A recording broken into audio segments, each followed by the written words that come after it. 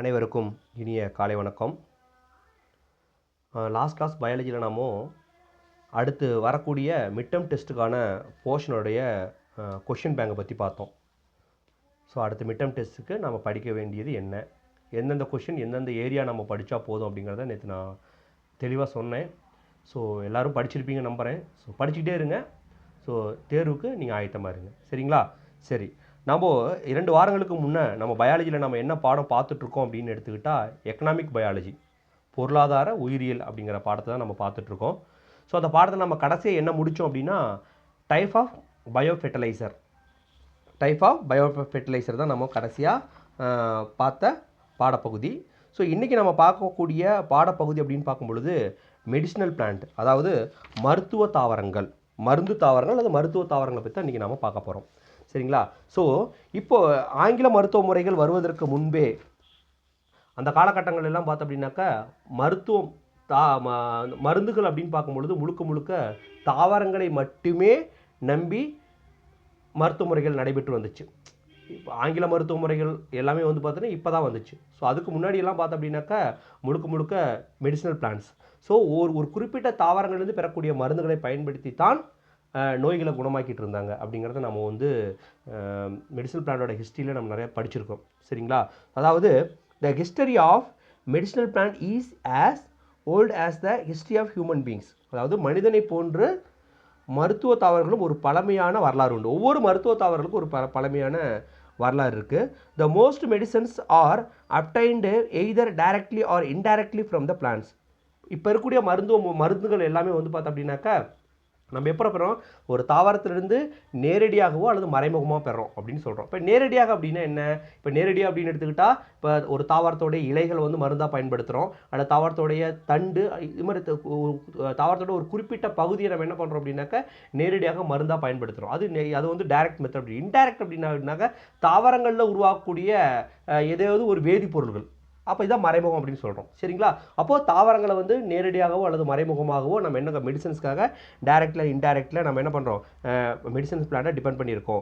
All the major system of medicines such as Ayurveda, yoga, Unani, Siddha, homeopathy, அது நம்ம எல்லாத்தையும் ஷார்ட் ஃபார்ம் என்ன சொல்கிறோம்னா ஆயுஷ் அப்படின்னு சொல்லுவோம். ஆயுஷ் வந்து AYUSH. ஆயுஷ் அப்படின்னா என்ன? A for Ayurveda, Y for yoga, U for Unani, S for Siddha and H for homeopathy. So இந்த எல்லா மருத்துவ முறைகள்லையும் எது பயன்படுத்தப்படுகிறது அப்படின்னாக்கா இந்த மெடிசினல் பிளான்ட்ஸ்னாக பிரதானமாக பயன்படுத்தப்படுகிறது. This drugs from medicinal plant are called secondary metabolites அப்படின்னு சொல்கிறோம். அதாவது தாவரங்களிலிருந்து பெறக்கூடிய இந்த மருந்துகள் நம்ம என்ன சொல்கிறோம் அப்படின்னாக்கா செகண்டரி, அதாவது இரண்டாம் நிலை வளர்ச்சிதை மாற்ற பொருள் அப்படின்னு நம்ம சொல்கிறோம். சரி, இந்த மருந்துகளை வந்து நம்ம ஏன் இரண்டாம் நிலை வளர்ச்சிதை மாற்ற பொருள் அப்படின்னு சொல்கிறோம் அப்படின்னு எடுத்துக்கிட்டால் அதுக்கு முன்னாடி முதல் நிலை வளர்ச்சி பொருள் அப்படின்னு தாவரங்களை நம்ம பார்த்தோம் அப்படின்னாக்கா கார்போஹைட்ரேட், புரோட்டீன் இதெல்லாம் இருக்குது பார்த்தீங்களா? இதுதான் வந்து பார்த்தோம் அப்படின்னா அமினோமினங்கள், இதெல்லாம் வந்து முதல் நிலை வளர்ச்சி பொருள், அதாவது பிரைமரி அப்படின்னு சொல்கிறோம். பிரைமரி மெட்டபாலிட்டிஸ் அப்படின்னு சொல்கிறோம். ஏன் பிரைமரி மெட்டபாலிட்டிஸ் அப்படின்னு சொல்கிறோம் அப்படின்னா பிரைமரி, அதாவது இப்போ முதல்நிலை வளர்ச்சி மாற்ற பொருள் வந்து தாவரங்களுடைய வளர்ச்சிக்கு பயன்படுத்தப்படுகிறது. தாவரங்களுடைய வளர்ச்சிக்கு இந்த பிரைமரி மெட்டபாலிட்டிஸ்லாம் தாவரத்தோடைய வளர்ச்சி நிலை முதல் நிலைக்கு பயன்படுத்தப்படுகிறது. செகண்டரி மெட்டபாலிட்டிஸ் அப்படிங்கிறது என்ன அப்படின்னாக்கா எதுக்காக பயன்படுத்தப்படுகிறது அப்படின்னு பார்க்கும்பொழுது செகண்டரி மெட்டபாலிட்டிஸ் அப்படின்னு பார்க்கும்பொழுது ஆல்கலாய்டு, அடுத்து வந்து பார்த்தீங்கன்னாக்கா டெர்பினாய்டுகள், அடுத்து வந்து பார்த்தோம் அப்படின்னாக்கா ஃப்ளோவோனாய்டுகள், இதெல்லாம் வந்து பார்த்தீங்கன்னாக்கா இரண்டாம் நிலை வளர்ச்சிதை மாற்ற பொருட்கள், செகண்டரி மெட்டபாலிட்டிஸ் அப்படின்னு சொல்கிறோம். இந்த செகண்டரி மெட்டபாலிட்டிஸ் இந்த பொருட்கள் எதுக்கு சார் பயன்படுத்தப்படுகிறது அப்படின்னு பார்த்தோம் அப்படின்னாக்கா ஒன்று ப்ரொடக்ஷன், அடுத்து காம்படிஷன் அண்டு ஸ்பீசிஸ் இன்ட்ராக்ஷன்ஸ், இந்த 3 விஷயங்கள் தான் நம்ம ஞாபகம் வச்சுக்கிறது. அதாவது என்ன அப்படின்னாக்கா பாதுகாப்பு, போட்டி, மூணாவது வந்து பார்த்தீங்கன்னாக்கா சிற்றினங்களின் உட்தொடர்பு. இந்த விஷயங்களுக்காக எது பயன்படுத்தப்படுகிறது அப்படின்னாக்கா இந்த செகண்டரி மெட்டபாலிட்டிஸ், அதாவது இரண்டாம் நிலை வளர்ச்சிதை மாற்ற பொருட்களானது பயன்படுத்தப்படுகிறது. ஸோ இந்த இரண்டாம் நிலை வளர்ச்சிதை மாற்ற பொருட்கள் தான் நாம் என்ன பண்ணுறோம் அப்படின்னாக்கா மருந்துகளாக நாம் பயன்படுத்தி கொள்கிறோம், மருந்துகளுக்காக நாம் பயன்படுத்திகிட்டு இருக்கோம் அப்படின்னு நம்ம சொல்கிறோம். சரிங்களா? அடுத்தது இந்த வேதிப்பொருட்கள் தாவரங்களிலிருந்து பிளான்ட்ஸ்லேருந்து நம்ம பெறக்கூடிய இந்த வேதிப்பொருட்களை பற்றி படிக்கக்கூடிய அறிவியல் பிரிவுக்கு நம்ம என்ன என்ன சொல்கிறோம் அப்படின்னாக்கா பைட்டோகெமிஸ்ட்ரி. பைட்டோகெமிஸ்ட்ரி என்னது? எ ஸ்டடி ஆஃப் பைட்டோகெமிக்கல்ஸ், தாவரங்களிலிருந்து பெறக்கூடிய வேதிப்பொருட்களை பற்றி படிக்கக்கூடிய ஒரு அறிவியல் பிரிவுக்கு பேர் தான் என்ன சொல்கிறோம் அப்படின்னாக்கா பைட்டோ கெமிஸ்ட்ரி அப்படின்னு நம்ம சொல்கிறோம். சரிங்களா? அடுத்தது நம்ம பார்க்கக்கூடிய விஷயங்கள் என்ன அப்படின்னாக்க ஒரு டேப்லெட் காலம் கொடுத்துருக்காங்க. ஸோ இந்த டேப்லெட் காலத்தில் என்ன இருக்குது அப்படின்னு பார்த்தோம் அப்படின்னாக்க பொதுவாக காணப்படக்கூடிய மருத்துவ தாவரங்களும் அந்த மருத்துவ தாவரங்களிலிருந்து நாம் பெறக்கூடிய மருந்து பொருட்களும். ஸோ எந்த பார்ட் ஆஃப் யூஸ் இப்போ வந்து மருந்துகள் அப்படின்னு பார்க்கும் பொழுது நம்ம பிளான்ஸில் எந்த பார்ட்லேருந்து வேணால் நம்ம எடுக்கலாம். ஒரு சில பிளான்ஸில் வந்து பார்த்தீங்கன்னாக்கா லீஃபில் இருந்து மெடிசன் நம்ம அப்டைன் பண்ணுவோம். ஒரு சில பிளான்ஸில் வந்து பார்த்தோம் அப்படின்னாக்கா நம்ம எதுலேருந்து எடுக்கிறோம் அப்படின்னாக்கா லீஃப்லேருந்து எடுக்கிறோம், ஸ்டெம்லேருந்து எடுக்கிறோம், ரூட்லேருந்து எடுக்கிறோம். இப்போ நித்திய கல்யாணி அப்படின்னு நம்ம சொல்கிறோம், கேத்தராந்தஸ் ரோசியஸ் அப்படின்னு சொல்கிறோம். இதில் வந்து பார்த்தோம் அப்படின்னாக்கா ஒரு முழு தாவரமுமே மருந்தாக பயன்படுகிறது.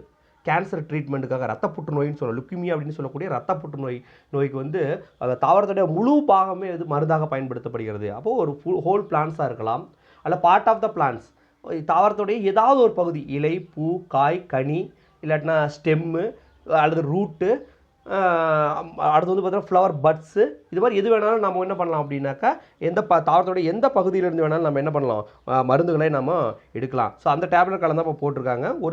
குறிப்பிட்ட ஒரு சில மருத்துவ தாவரங்களும் அந்த மருத்துவ தாவரங்களிலிருந்து நமக்கு கிடைக்கக்கூடிய மருந்துகள் என்ன, அது எந்த நோயை குணப்படுத்துகிறது, பார்ட் ஆஃப் த பிளான், அந்த தாவரத்தோடைய எந்த பார்ட்ஸ் வந்து நமக்கு வந்து பிளான்ஸாக பயன்படுகிறது, மருந்துகளாக பயன்படுகிறது அப்படிங்கிறத நம்ம இன்றைக்கி பார்க்க போகிறோம். அந்த டேப்லெட் காலத்தில் ஒரு சிலதை மட்டும் பார்க்கலாம். நம்ம முதல்ல வந்து பார்த்தோம் அப்படின்னாக்கா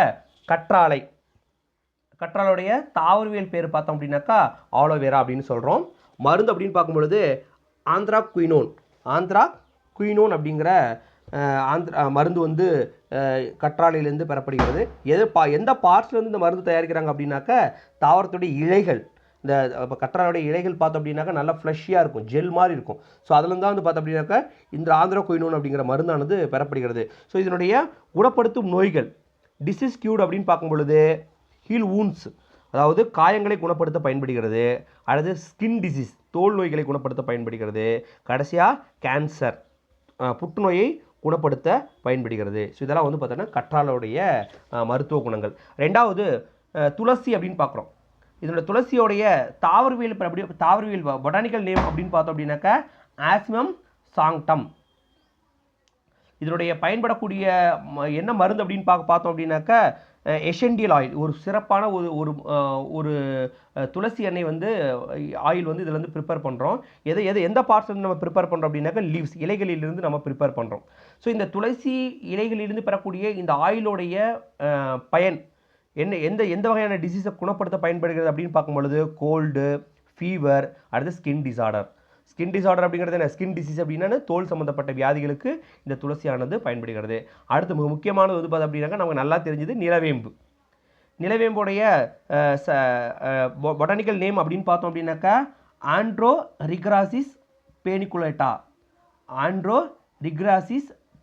இதுதான் வந்து இந்த நிலவேம்புடைய தாவரவியல் பெயர். இதில் வந்து பார்த்தோம் அப்படின்னாக்கா எடுக்கக்கூடிய மருந்து அப்படின்னு பார்க்கும்பொழுதே டெர்பினாய்டுகள் அப்படின்னு நம்ம சொல்கிறோம், டெர்பினாய்ட்ஸ். சரிங்களா? இது பார்த்தோம் அப்படின்னா தாவரத்துடைய எல்லா பகுதிகளிலிருந்து இந்த டெர்பினாய்ட்ஸை வந்து நம்ம பெறுறோம். லீஃபு, ஸ்டெம்மு, ரூட்டு, இது மாதிரி எல்லா பகுதிகளிலும் இப்போ எல்லா பகுதிகளிலிருந்து இந்த டெர்பினாய்டு மருந்தானது பெறப்படுகிறது. சரிங்களா? ஸோ இதனுடைய டிசீஸ் கியூர் அப்படின்னு பார்க்கும்பொழுது நமக்கு நல்லா தெரிஞ்ச இப்போ இந்த காலகட்டங்களில் வந்து மருந்தே கண்டுபிடிக்க முடியல அப்படின்னு சொல்கிறாங்க, டெங்கு காய்ச்சல்.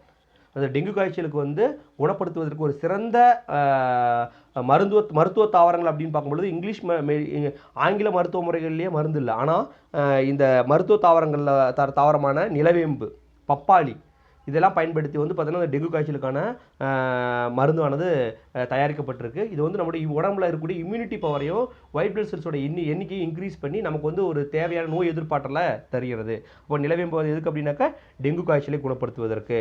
அதோடு மட்டுமில்லாமல் சர்க்கரை வியாதி, டயாபிட்டிஸ், அடுத்து சிக்கன் குனியா, இதுக்கெல்லாம் வந்து நிலவேம்பு கஷாயம், நிலவேம்புலேருந்து பெறக்கூடிய அந்த நிலவேம்பு பவுடரை வந்து கஷாயம் வச்சு குடிக்கும்பொழுது நமக்கு வந்து உடலில் தேவையான இம்யூனிட்டி சத்து இந்த நோய்கள்லாம் க்யூர் பண்ணுறதுக்கு பயன்படுகிறது. அடுத்து வந்து பார்த்தோம் அப்படின்னாக்கா நம்ம கடைசியாக பார்க்குறோம் பப்பாளி பார்க்குறோம். இதனுடைய தாவரவியல் பேர் பொட்டானிக்கல் நேம் அப்படின்னு பார்க்கும்பொழுது காரிக்கா பப்பாயா. அடுத்தது பாப்பைன் அப்படிங்கிற மருந்தானது இதிலிருந்து தயாரிக்கப்படுகிறது. பாப்பைன் எதிலிருந்து, எந்த பார்ட்ஸ் அப்படின்னு பார்க்கும்போது இலைகள் மற்றும் விதைகள், லீஃப் அண்டு சீட்ஸ். எந்த நோயை குணப்படுத்த பயன்படுகிறது அப்படின்னு பார்க்கும்பொழுது டெங்கு காய்ச்சல், டெங்கு ஃபீவர். அடுத்து கடைசியாக நித்திய கல்யாணி. நித்திய கல்யாணி அப்படிங்கிறதுடைய கேத்ராந்தஸ் ரோசியஸ் அப்படின்னு சொல்கிறோம். இது சுடுகாட்டு மல்லின்னு சொல்லுவாங்க, சுடுகாட்டு மல்லின்னு சொல்லுவாங்க. இதை வந்து பெறக்கூடிய மருந்து அப்படின்னு பார்க்கும்போது ஆல்கலாய்டு ப்ரிப்பேர் பண்ணுறாங்க. எங்கே அப்படின்னாக்கா பிளான்ட்ஸோடைய அனைத்து பகுதிகளிலிருந்தும் இந்த ஆல்கலாய்டு வந்து தயாரிக்கப்படுகிறது. இந்த ஆல்கலாய்டுடைய வேலை என்ன அப்படின்னு பார்க்கும்பொழுது லுக்கிமியா அப்படின்னு சொல்லக்கூடிய ரத்த புற்றுநோயை குணப்படுத்த பயன்படுகிறது. சரிங்களா? ஸோ இதாங்க மெடிசனல் பிளான்ட்ஸ். அப்போது ஆங்கில மருத்துவ முறைகள் வருவதற்கு முன்பே ஆதி தமிழர்கள் அப்படின்னு சொல்லலாம். தமிழர்கள் தான் என்ன சொல்கிறா இந்த மருத்துவ தாவரங்களுடைய கண்டுபிடிச்சவங்க அப்படின்னு நம்ம நிறைய புக்கில் படிச்சிருக்கோம் நம்ம. ஸோ ஆதி காலம் முதற்கொண்டே வந்து பார்த்தோம் அப்படின்னாக்கா அந்த காலத்துலலாம் வந்து பார்த்தோம் அப்படின்னாக்கா மருத்துவ முறைகள் வந்து முழுக்க தாவரங்களை நம்பி தான் இருந்துச்சு. இப்போ நம்ம சாப்பாட்டில் சாப்பிடக்கூடிய ஒவ்வொரு பகுதி பொருட்களிலுமே வந்து பார்த்தோம் அப்படின்னாக்கா மெடிசினல் வேல்யூ இருக்குது. நம்ம யூஸ் பண்ணக்கூடிய மஞ்சள் சொல்கிற டெர்மெரிக், அடுத்து மிளகாய், சில்லி, கடுகு. ஸோ ஒவ்வொரு பொருளையுமே வந்து பார்த்திங்கன்னா ஒரு குறிப்பிட்ட மருத்துவ குணங்கள் இருக்குது. சரிங்களா? ஸோ இந்த எல்லா மருத்துவ குணங்கள் கொண்ட உணவை நம்ம சாப்பிடும் பொழுது பேலன்ஸ்டு டயட் அப்படின்னு சொல்கிறோம், சரிவிகித உணவு அப்படின்னு சொல்கிறோம். அப்போ எல்லா அந்த சத்து பொருட்களும் நம்ம உடம்புக்குள்ளே போனால் தான் உடலானது என்ன ஆகும், நோய் நொடி இல்லாமல் ஆரோக்கியமாக வாழ முடியும் அப்படின்னு சொல்கிறோம். சரிங்களா? அப்போது இந்த இந்த மருத்துவ தாவரங்களுக்கு மனிதனுடைய தோற்றத்திற்கு எவ்வளோ முக்கிய ஒரு குறிப்பிட்ட வரலாறு இருக்கோ அதே வரலாறு இந்த ஒவ்வொரு மருத்துவ தாவரங்களுக்கும் இருக்குது. சரிங்களா? ஸோ இதுக்கப்புறம் வந்தது தான் வந்து பார்த்தோம் அப்படின்னாக்கா எல்லா மருத்துவ முறைகளும் வந்திருக்கு. ஆங்கில மருத்துவ முறைகள் வந்து பார்த்தோம் அப்படின்னாக்கா இப்போ வந்ததெல்லாம் அந்த ஆங்கில மருத்துவ முறைகள் இப்போது. ஸோ ஆதி காலம் முதற்கொண்டு மனிதனை ஆரோக்கியமாக வாழ வைத்தது பார்த்தோம் அப்படின்னாக்கா இந்த மருத்துவ தாவரங்கள் தான். சரிங்களா? மீண்டும் அடுத்த கிளாஸில் வேற ஒரு டாப்பிக்கில் பார்ப்போம். நன்றி.